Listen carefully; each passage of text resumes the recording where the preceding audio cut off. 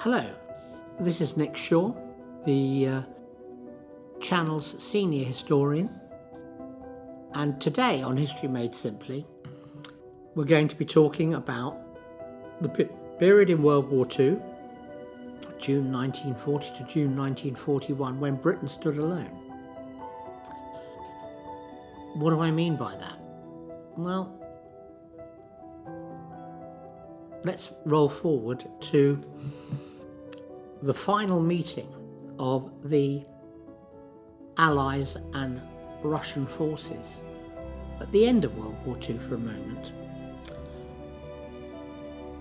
This took place at a place called Potsdam, which is outside Berlin, in July 1945, but it was interrupted because, much to Stalin's annoyance, Churchill had to go back to the UK and he had to conduct a general election.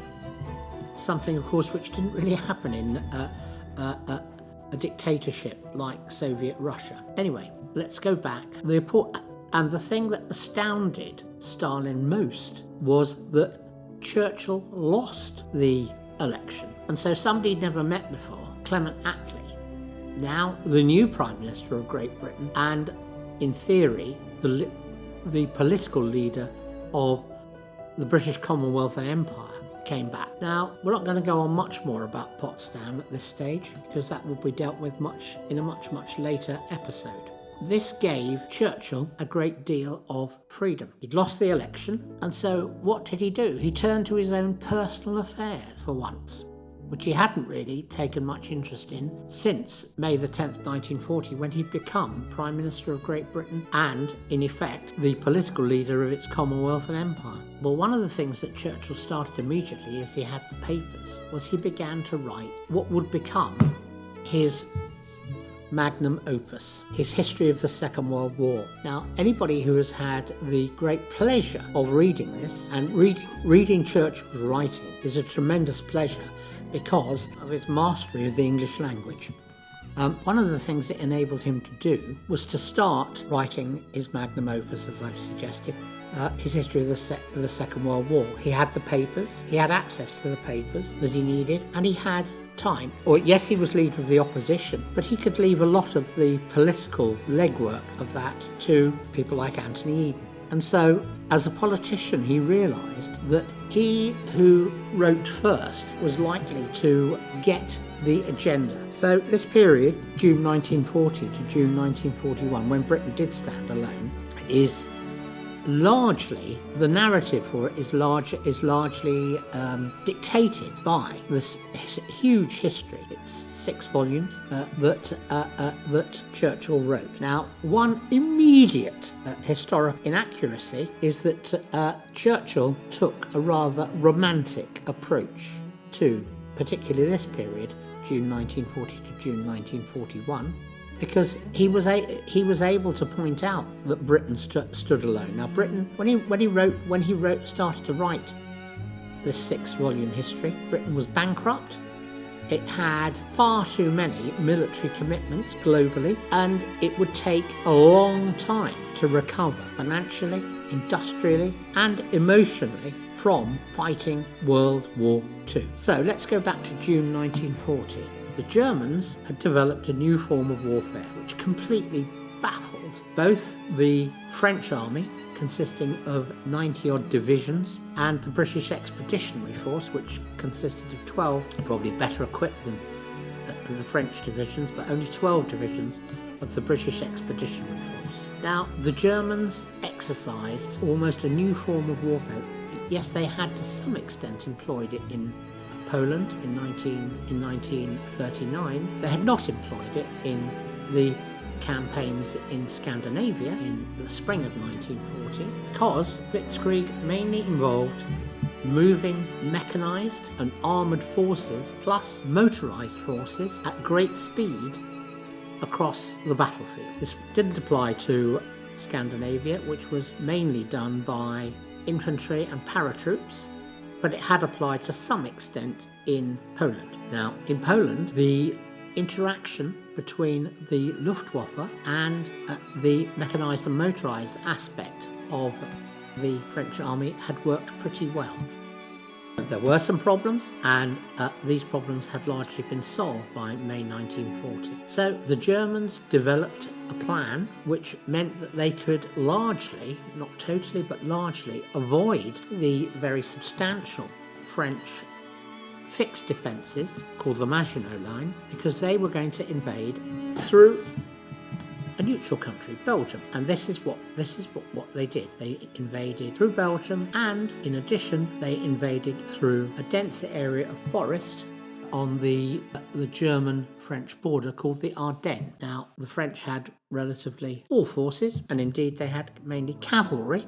And I mean cavalry. I don't mean armoured forces. I mean the French still had cavalry divisions, and they were mainly protecting the Ardennes with cavalry. Anyway, the Germans reached an important river, the Meuse, in a matter of 3 days. So they went through a forest, mountainous forest, that the French considered to be virtually impassable to motorised and armoured forces. It wasn't. The Germans proved that. And they quickly began to cut behind the Maginot Line and deal with the French army piecemeal. Now, the good bits of the French army had moved into Belgium with the British Expeditionary Force, 11 out of 12 divisions of the British Expeditionary Force, in order to engage the Germans coming through Belgium. Now, the objective of the Germans coming through Belgium was to reach the English Channel, and they did this in a remarkably short period of time, a couple of weeks, and they had cut off the British Expeditionary Force and a good part of the mobile forces of the French army. The British were then forced to evacuate most of their forces, the 11 out of 12 divisions that they had sent to France, through a single port, Dunkirk. Now, contrary to popular belief, largely from the two films made about Dunkirk, it would appear that the British army largely got off the beaches. Yes, lots of men did get off the beaches. Far more, however, were loaded off the very long mole. A mole is like a breakwater, creating a harbour, and the very long mole that created the harbour of Dunkirk.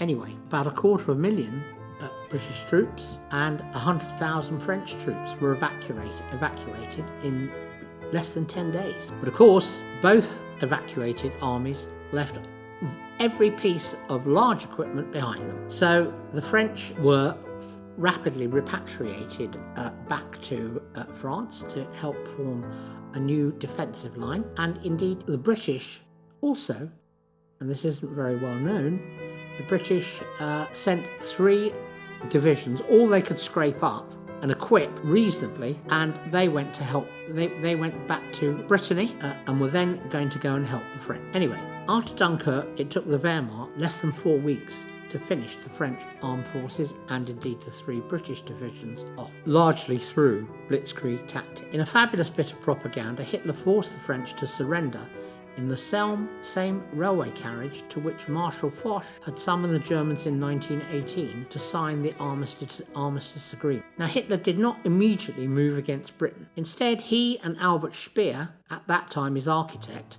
went sightseeing in Paris. Why did he do this? Fairly obviously, he and the German General Staff expected the British government to sue for peace. Yes, they'd got 200,000 plus British troops off the beaches and harbour of Dunkirk. But other than that, they'd left behind virtually every truck, tank, piece of artillery, machine gun, and every other bit of military equipment which had equipped the British Army, or the British Expeditionary Force, of 12 plus divisions, about 250,000 men. So as I also mentioned, and this is not very well known, we sent a further 3 divisions, lightly equipped, back to France, but they had to evacuate when the Germans broke through the French lines decisively. Now, Hitler had some hope that at this point the British might have sued for peace. And indeed, had Lord Halifax been Prime Minister in June 1940, it seems fairly likely that he would have made peace overtures. As the reasonably accurate movie Darkest Hour makes clear, the War Cabinet would have been willing to accept a deal. Fortunately for the free world, Winston Churchill was Prime Minister of Great Britain's Commonwealth and Empire in June 1940. And although he would make a number of strategic, operational and tactical errors in the period we're discussing, he possessed the mental, emotional and physical strength to guide this country, its Commonwealth and Empire through to the moment that he was aiming for. The entry of the USA into the war and its decision to put the destruction of Nazi Germany first. One might have imagined that as the Americans came into the war, because of the unprovoked and unsignalled attack by 6 Japanese aircraft carriers and the 300 odd planes those aircraft carriers carried on Pearl Harbor, that the Americans might have put crushing Japan first. Fortunately, various people, including Albert Einstein, had convinced Roosevelt that it was necessary to deal with the Germans first, because Einstein explained the possibility of an atomic bomb to Roosevelt. Churchill had both physically met Roosevelt in 1941 off the coast of Canada. He arrived in HMS Prince of Wales, subsequently to be sunk by the Japanese, and Roosevelt arrived in an American cruiser. They both agreed at that meeting that they would put Germany first, should the Americans come into the war. Now, this was June 1941, just before the Germans invaded Russia, arguably the most important strategic error the Germans made. This enabled, really, the Second World War to be won. The Germans had to deploy 2/3 of not only their armed forces, but also contingents from Romania, Bulgaria, Hungary, and a French division, a Spanish division, and lots of Italians and Romanians to fight the enormous, indeed the largest land war in history, which took place in Russia from June 1941 onwards. Anyway, let us go back to a little bit more about the character of the man leading Great Britain then and from May 1940. Although he'd make a significant number of strategic, operational and tactical errors between June 1940 and June 1941, when Britain did stand alone, really, in the period where fortunately he possessed the mental, emotional and physical strength to guide this country through to the moment that he was aiming, the arrival of the Americans into the Second World War. Perhaps one other feature of Churchill's makeup should be highlighted. When he felt it necessary, he could be utterly ruthless. A very good example of this occurred a matter of days after the French had surrendered, having been simply overrun by the German mobile forces. Only about 25% of the German army, though.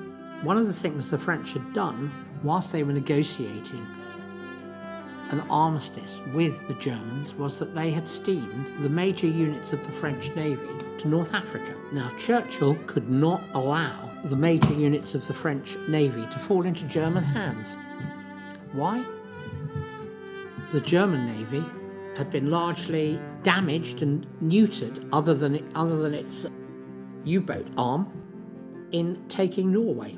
And Denmark wasn't really a problem, but Norway certainly was. Most of the surface units of the German Navy had a few heavy cruisers, a couple of old World War I battleships at this stage. It did not have, as yet, the Bismarck, nor the other large battleship being built in German naval yards, the Tirpitz. Neither of these units, both of which would cause immense tactical and strategical problems for the Royal Navy, neither of these units were yet operational. But had the French major naval units called capital ships, which consisted of battleships and battle cruisers, all of which were pretty fast, we just couldn't allow those to fall into the hands of the Kriegsmarine. Had they done so, the entire strategic and operational balance of the war at sea would have gone against Great Britain. So the Royal Navy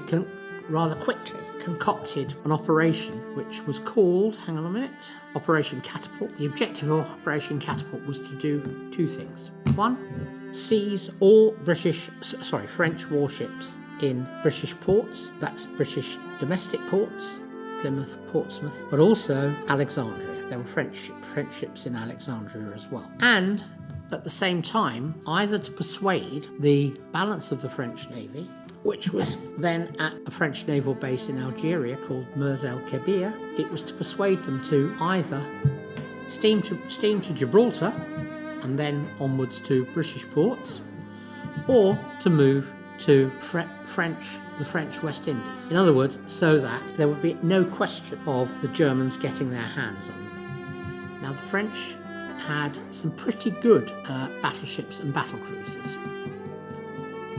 Anyway, the Royal Navy had now been split into task force, and the one that was based at Gibraltar was commanded by an admiral called Somerville. It consisted of 2 World War I battleships, I'll rephrase that, 1 World War I battleship, 1 post-First World War battleship, and the pride of the British Navy, the battlecruiser HMS Hood, plus assorted cruisers and destroyers. This force was tasked with persuading the French battle cruisers and battleships to sail to Gibraltar and then on to British ports, or to sail to the French West Indies. The French refused to comply. And remember, this is only a week, perhaps 2 weeks, since we had been allies. Anyway, Churchill, in one of his ruthless moments, had authorised our 3 capital ships of Force H to sink as many ships as possible to avoid, that's French ships as possible, to avoid them falling into Nazi hands. HMS Hood, obviously,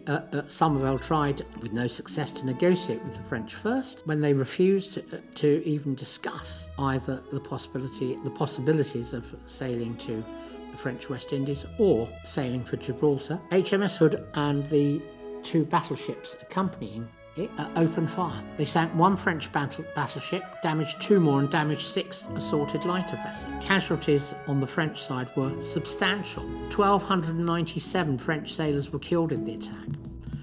And as a result, the new French government, based in Vichy, broke off diplomatic relations with UK and Commonwealth and Empire. Now, the only British casualties occurred because Force H also included an aircraft carrier, and the French managed to shoot down 5 Fleet Air Arm planes, although this caused only 2 aircrew fatalities and 2 injured. Subsequently, the French did carry out a retaliatory attack, bombing Gibraltar, and for some months there was a low-level naval war in the Western Mediterranean whenever the Royal Navy and the French Navy bumped into each other, although this had ground to a halt by Christmas 1940. The French withdrew their capital ships from North Africa and based them at Toulon, which remained in French hands. There were other aspects to Operation Catapult, which is what this action, the seizure and neutralisation of French warships in British ports, was called. The French warships in British ports, Plymouth, Portsmouth and Alexandria, were seized early on the morning of the 8th of July, not without British fatalities, which at 4 were double those suffered at Mers el Kebir. Anglo-French relations were soured for decades by what many French people viewed as an act of treachery by a close ally. Matters were only made worse by the invasion of Syria and Lebanon in June 1941, both French colonies, where with the help of Free French forces, battalions of the French Foreign Legion were fighting on both sides against each other. We forestalled a rising in Iraq in favour of the Axis powers. This is another little-known campaign of World War II, which was of huge importance. General Alanbrooke, by then Chief of the Imperial General Staff, and as such professional head of the British Army, described Basra, the port in Iraq, as the Achilles heel of the British Empire, as it produced nearly all the petrol, oil and lubricants for the Empire, although not for the UK, that came across the Atlantic. Now, without the petrol, oil and lubricants from Basra, there would have been no campaign in the Far East, the Middle East, or anywhere in the Mediterranean, on land, sea, or in the air. Back to French relations. The final nail in the coffin, which soured Anglo-French relations for decades, took place in the run-up to D-Day in June 1944. The RAF and the American 8th Air Force dropped 75,000 tons of bombs on northern and western France in the spring of 1944, killing 57,000 French civilians in preparation for the invasion. Little doubt that this was added to the delay in our getting access to the common market back to 1940, When it was clear that France was going to be defeated, Mussolini brought Italy into the war on the Nazi side, creating the Axis, although he was already engaged in Balkan adventures, having occupied Albania. He began an invasion from Libya into the de facto British colony of Egypt, which contained another Achilles heel of the British Empire, the Suez Canal. At the same time, he occupied British Somaliland from his previous conquest of Ethiopia and the Italian colony of Eritrea. This, in theory, created a substantial strategic problem for the British Empire because it gave the Italians the potential to block the entry into the Red Sea of supplies and reinforcements from the UK, or at the very least, attack them from the air. Fortunately for the British Empire, this problem was to fall into the hands of a rather good strategist, General Archibald Wavell, who was now faced with problems in East Africa and the Horn of Africa, problems in the Western Desert, where, as previously mentioned, the Italians had penetrated 80 miles or so into Egypt, and potential problems all over the rest of the Middle East. Now, as I've said, Wavell was one of probably the best strategists that wore the cap of a British general in World War II. The best strategist by far was General later Field Marshal Alan Brooke, who, as I've mentioned, was from Christmas 1940 Chief of the Imperial General Staff. Anyway, going back to Wavell and his rather excessive problems. Now, one of the advantages of having an empire, which still at that stage the sun never set on, is that you've got some troops deployed all over it. So from South Africa and British East Africa, Wavell was able to scrape up 100,000 plus British troops. Not many tanks, some armoured cars, and just enough logistics to fight a war from East Africa into Ethiopia, Eritrea, and to recover British Somaliland. Meanwhile, he was faced with the problem of fighting also another campaign in Western Egypt and the Western Desert. This he did with about 100,000 British troops, which were all, again, he could put together in what we would call the Middle East, i.e. Egypt, Palestine, Iraq. All of these places were controlled by Britain in 1940. And he was able, largely through passing command of the actual fighting to one of Britain's better generals, his name was O'Connor. O'Connor was able, with an inferior force, to throw back over 200,000 Italian troops, to throw them out of Egypt, and then to cut 150,000 off from their base in Libya.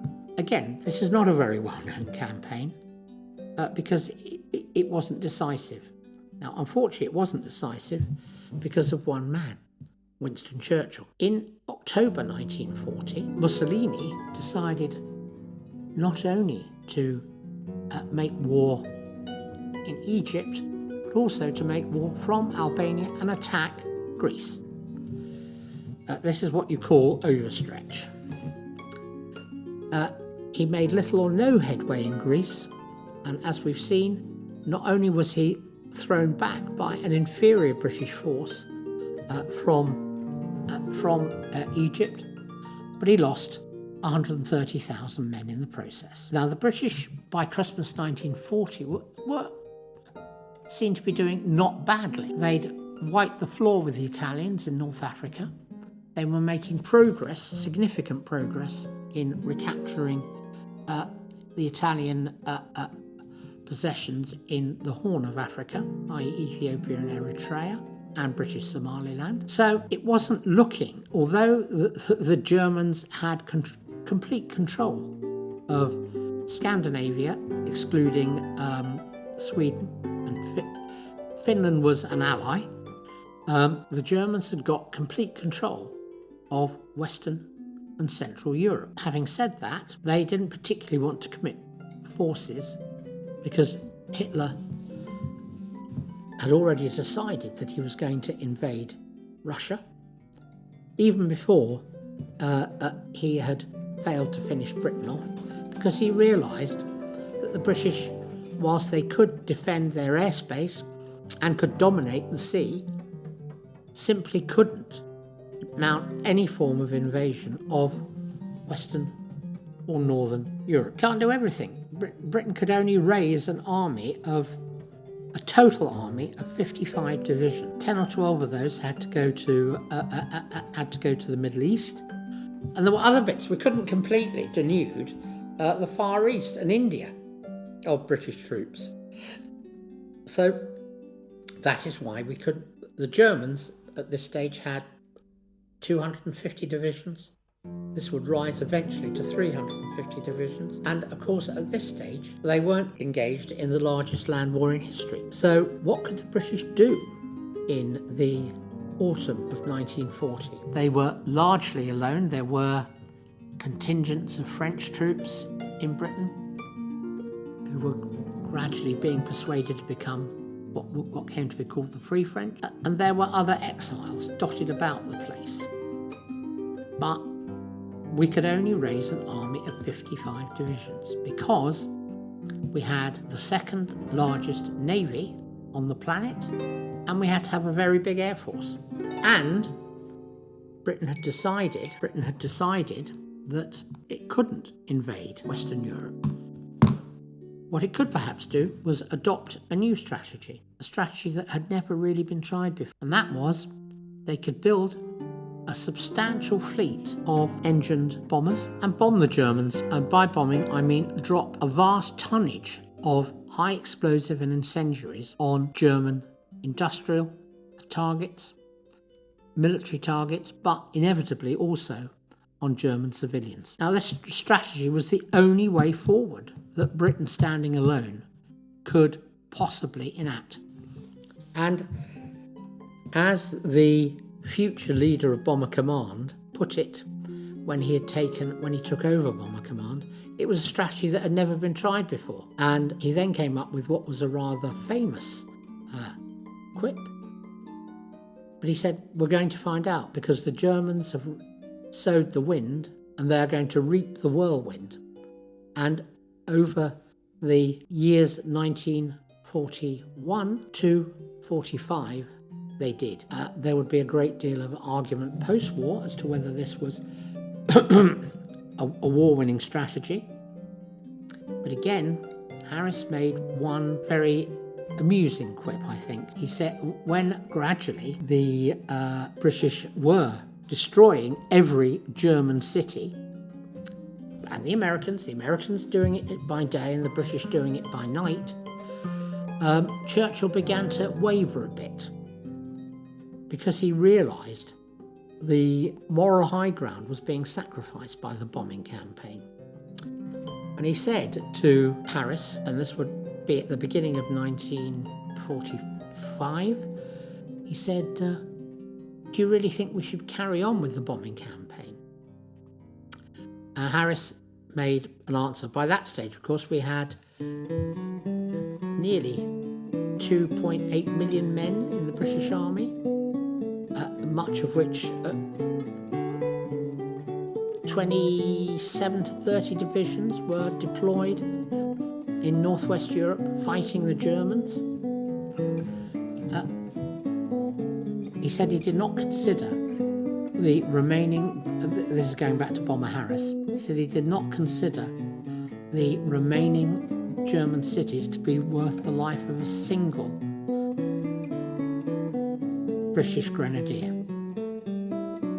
Now actually, he was wrong, but that's a discussion for another day. So let us go back to the autumn of 1940.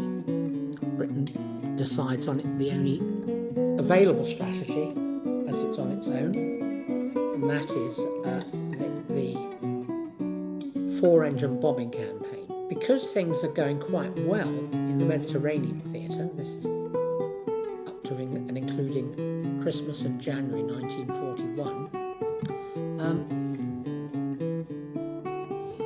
the British persuade the then Kingdom of Yugoslavia to enter the war. And remember, we have our friend Mussolini getting nowhere fighting the Greeks.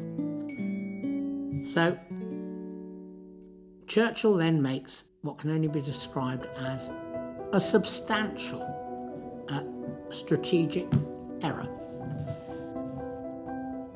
He strips Wavell of and O'Connor of most of his forces, and he sends them to Greece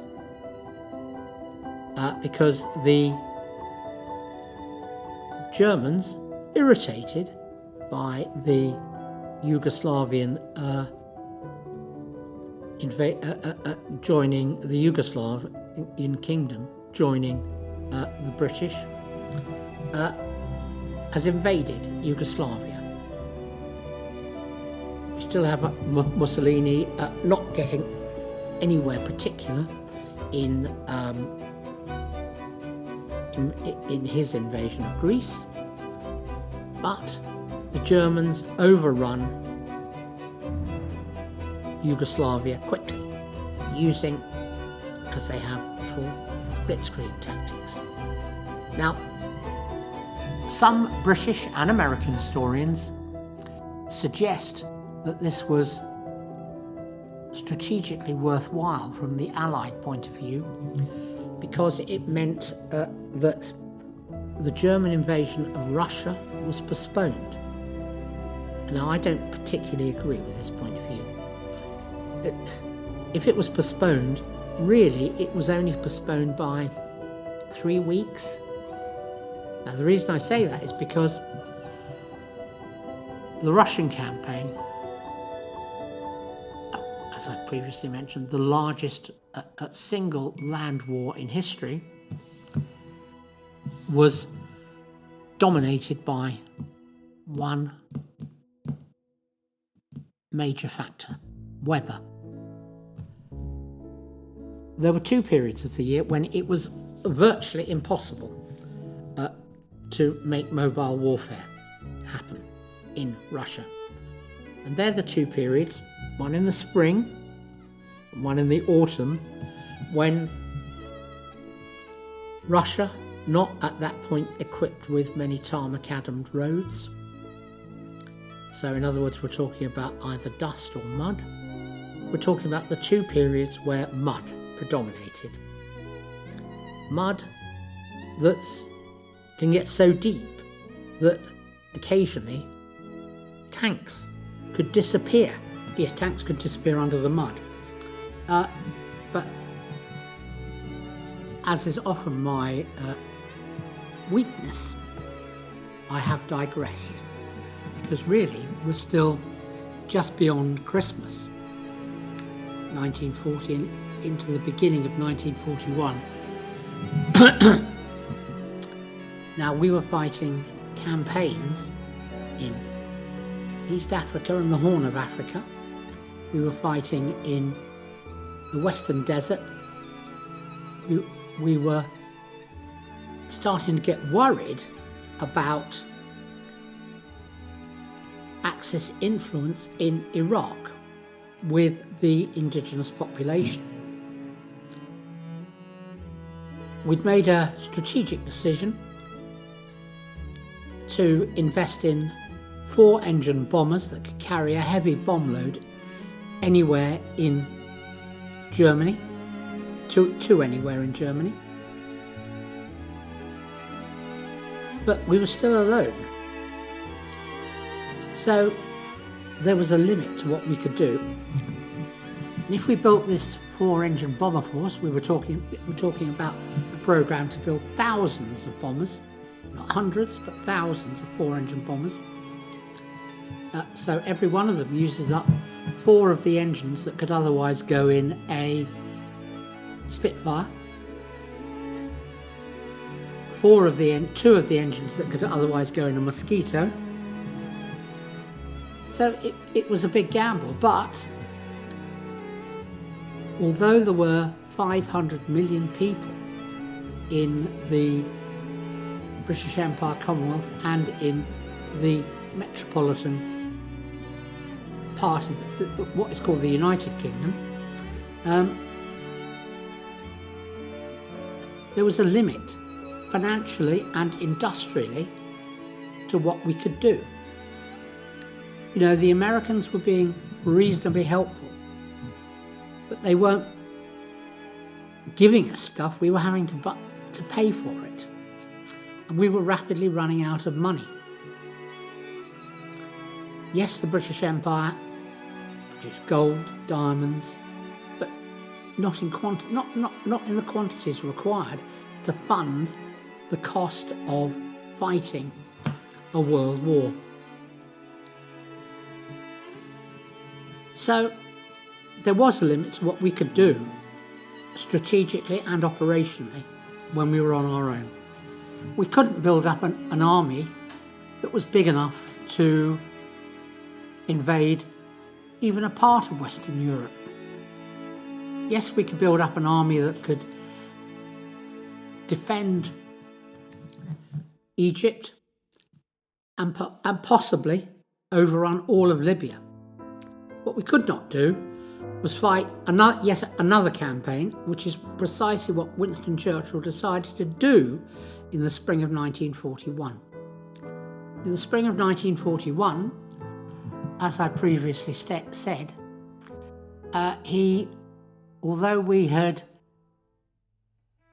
taken what effectively was to become later called the Gazala Line,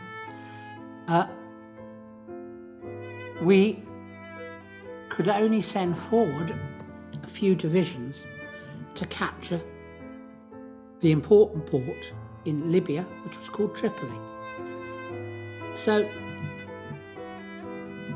But these divisions were now stripped from the Western Desert Force and sent to fight another campaign in Greece, because Churchill had decided that defending the cradle of democracy was more important than finishing off the Italians in North Africa. So, all sorts of things started to happen. A portion of the logistics that had supported the divisions that were deep into Libya. Now, if you look at Libya, you know there's like a bit bitten out of it, which is called the Gulf of Sirte. And we were at the bottom of the Gulf of Sirte. We were a few hundred miles from Tripoli. But we could either press on or we could do something else. And unfortunately, the strategic overlord of the British Empire at that moment, Winston Churchill, decided to do something else. So we sent divisions, mainly infantry, but motorised infantry, to Greece. Now, the Germans, and we lured the Yugoslavs into joining the Allied camp in April 1941. Again, because the Yugoslavs could see on their southern border that Mussolini was making a complete mess of things. Anyway, the Germans were assembling their forces to execute Operation Barbarossa, the invasion of the Soviet Union. But Hitler was enraged by the Yugoslav decision to join the Allies, and he diverted a significant number of divisions, probably 15 divisions, 20 divisions, and that would be about 10% of the German force, or the Axis force that was going to invade Soviet Russia. Anyway, he diverted it to punishing, and that indeed is what the operation was called in German. It was Operation Punishment. He decided to punish the Yugoslavs for having the effrontery to join Britain. So in theory, Britain was no longer alone. But we had in effect inherited two incredibly weak Balkan partners. We'd inherited the Kingdom of Yugoslavia, and we'd inherited Greece, which was at that point a military dictatorship. Anyway, we sent troops to Greece, but unfortunately the Germans didn't stop at the southern border of Yugoslavia. They came on into Greece, in effect to pull Mussolini's chestnuts out of the fire. And they did this incredibly effectively. A single panzer division plus motorised infantry support effectively overran Greece. The British retreated to Crete. They lost some of the Mediterranean fleet in the process, but they thought the Germans probably couldn't do a seaborne invasion of any scope. But of course the Germans, still being what might call in their militarily inventive phase, tried something else. They invaded an island from the air. The Germans had one paratroop division and one air landing division. These were both, now an air landing division is where troops and equipment are moved by glider, and the gliders are pulled obviously by bombers. Anyway, so the Germans carried out in the spring of 1941 the invasion of Crete from the air. Simultaneously, they had gathered up the available shipping that was around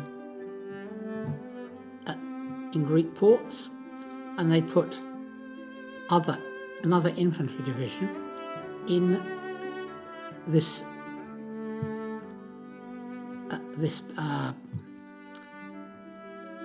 motley fleet of merchant ships, and sent it to back up the air landing and the airborne division. Now, the casualties that the airborne and the air landing division had were so severe that Hitler, beyond the spring of 1941, never ever attempted a divisional scale airborne invasion again. There were quite a lot of airborne of paratrooper divisions, but they were really light elite infantry divisions. Yes, they did do some paratroop work in the Soviet Union, but not much. Anyway, the British again faced another evacuation. They'd evacuated from France, they'd evacuated from the mainland of Greece to Crete, and now they had to evacuate from Crete back to Egypt. So there was now no longer an organised army on the European continent fighting the Germans, which of course enabled them to turn their attention eastwards, where they had already deployed the bulk of their army, and on the 21st of June 1941, Hitler created what was, with the benefit of hindsight, to be his greatest strategic error. He invaded the Soviet Union. And quite reasonably, it can be said, I'm recording. Oh, Josie's still here. All right. It can reasonably be said that the two factors that really sealed Hitler and the Nazis' fate was Russian manpower and American production. But American production at the moment was still gearing up. So the Germans made tremendous advances into the heart of Russia. Now, they had expected, actually, that having had their frontline armies destroyed, or apparently destroyed, the Russians would seek terms and surrender, like everybody else had. But what Hitler did not understand was that he was fighting not only the Soviet Army, Navy and Air Force, he was fighting geography. What you really need to do is look at a map of the Soviet Union as it was in the spring of 1941. You know, they controlled the Baltic states. They controlled considerable amounts of what is now Romania and Hungary. And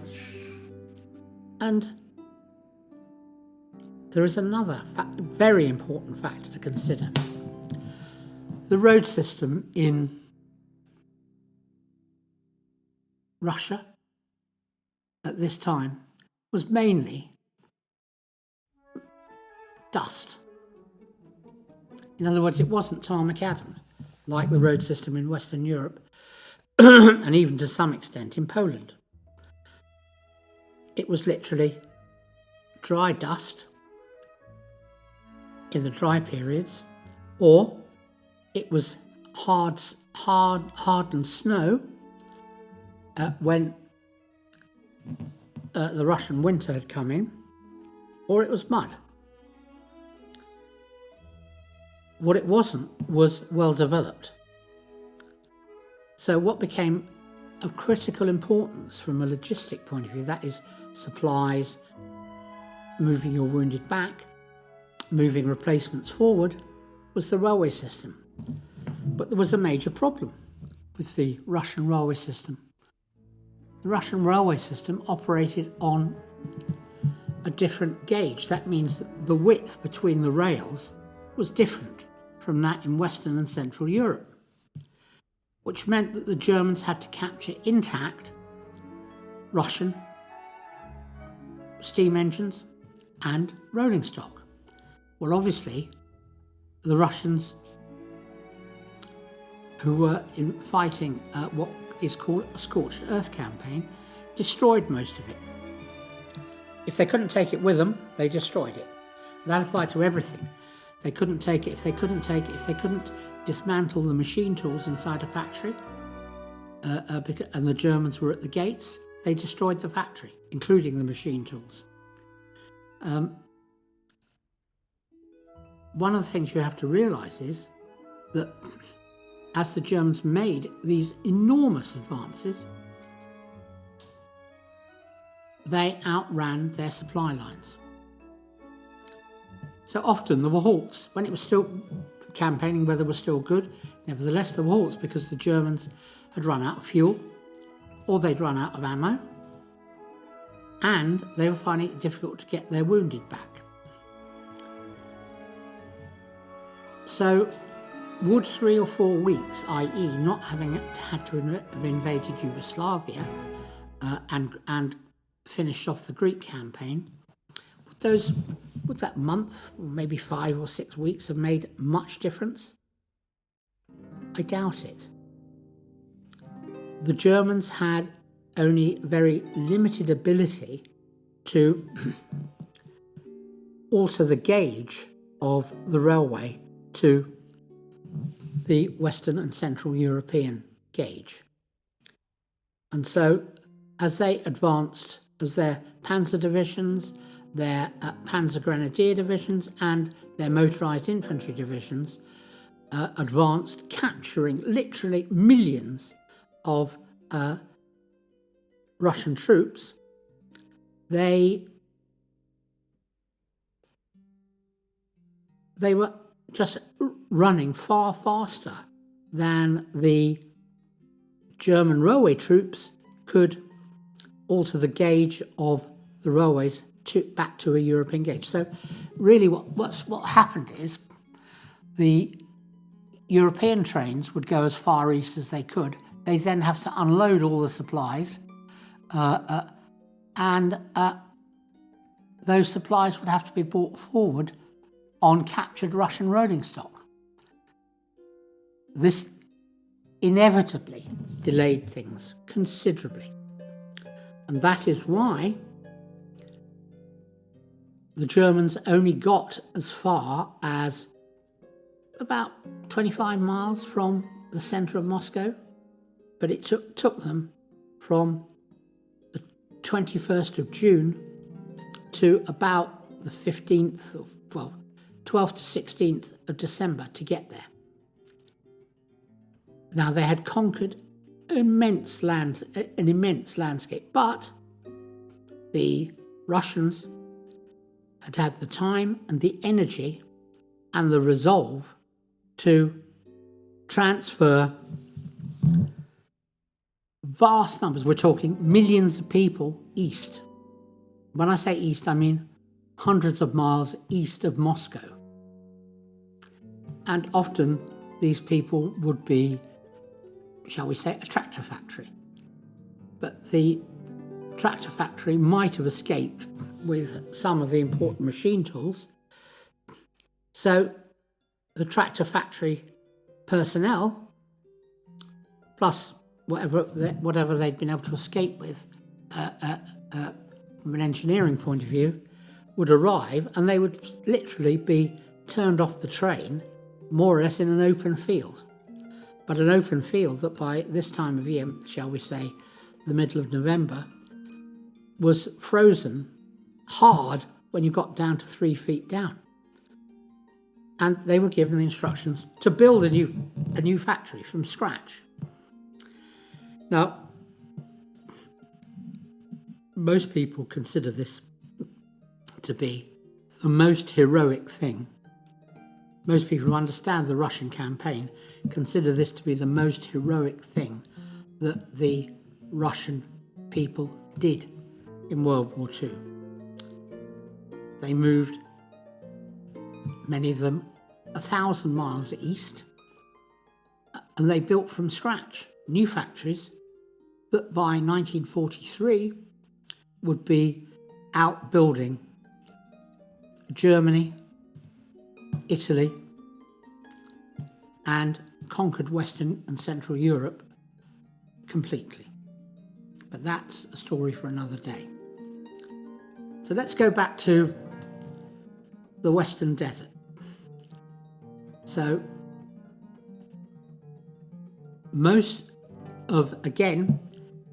many divisions in the Commonwealth, Empire and British Army that were now back in the Western Desert were either under-equipped or completely unequipped because they'd been sent to Greece, evacuated to Crete, and then evacuated from Crete.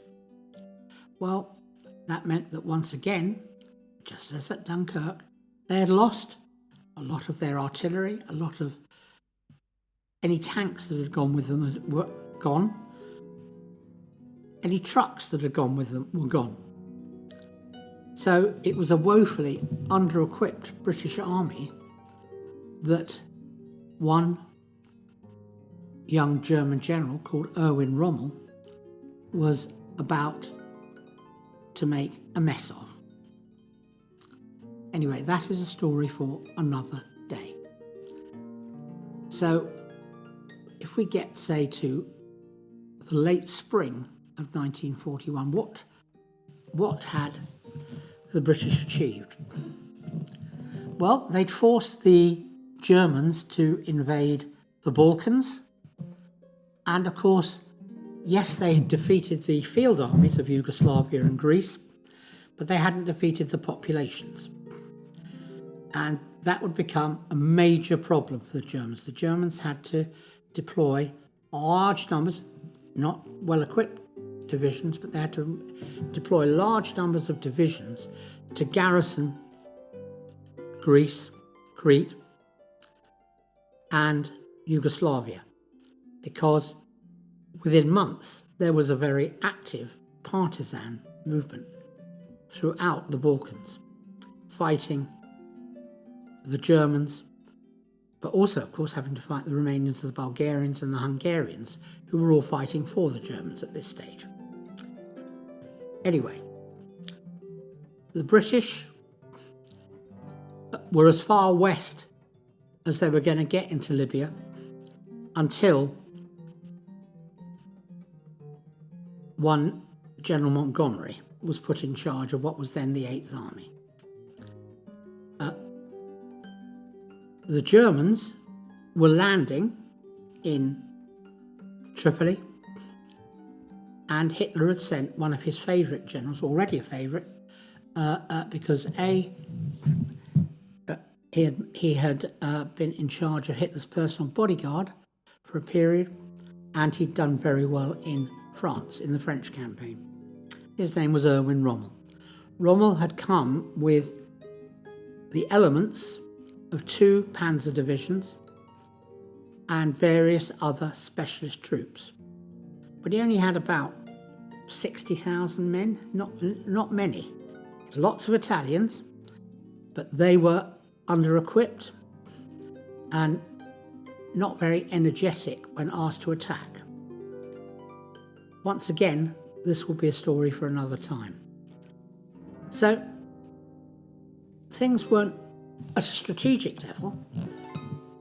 In March 1941, things were looking not that bad for the British, but not that great either. Yes, they had control of the seas. Yes, they had control of the airspace above the UK, and they could dispute the airspace in the eastern Mediterranean, but they could no longer use the Mediterranean as a method of delivering supplies to Egypt or any other part of the Middle East. They had to go the long way. They had to go round the Cape of Good Hope. Now this consumed, in order to keep the British Army in Egypt supplied with replacement troops and with armaments, this consumed a large amount of the total available Allied shipping. And until we could open up the Mediterranean again, that would remain the case. So, yeah, we were okay. There was no war in the Far East, and we'd sent most of our deadbeat generals to the Far East and bought most of what certainly Alanbrooke considered to be better generals. They were either defending the homeland or they were in the Middle East. Churchill was losing faith in Wavell, but again, that's a story for another day. What was successful, however, by the late spring of 1941 was the campaign in East Africa. The Italians lost the mini empire they had constructed in the Horn of Africa, i.e. Eritrea and Ethiopia and British Somaliland. And the Red Sea was no longer under threat from Axis air power. The other key thing that had been achieved, we've already made mention of it, was the neutralising of the French fleet and the suppression of an uprising in Iraq. Wherever we held Basra and the oil wells at the top of the Persian Gulf,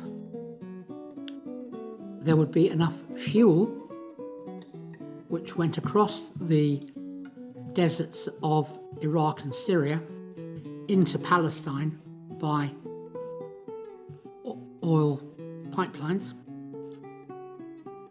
There would be enough fuel to A, run the British Mediterranean Fleet based in Alexandria, and to supply the army defending Egypt and occupying eastern Libya. So things were not bad. They were going to get a lot worse, but they weren't fantastic. The key thing, however, at this stage in the war was to remember that Britain was still standing alone, really, until the 21st of June, and it could only raise 55 divisions. When the Germans were about to invade Russia with 200 divisions, plus a reserve of 50 divisions. Once that event had taken place, Germany was doomed, but it wasn't doomed by what Britain could do on its own. All Britain could do on its own, because that's what strategically it decided to do, all it could really do was just devastate German cities, which we started to do. Anyway, that's the end of today's talk about the period in World War II where Britain stood alone, and I hope you enjoyed it, and I'll speak to you again soon. Thanks for listening. Don't forget to like and subscribe to our channel and watch our next episode.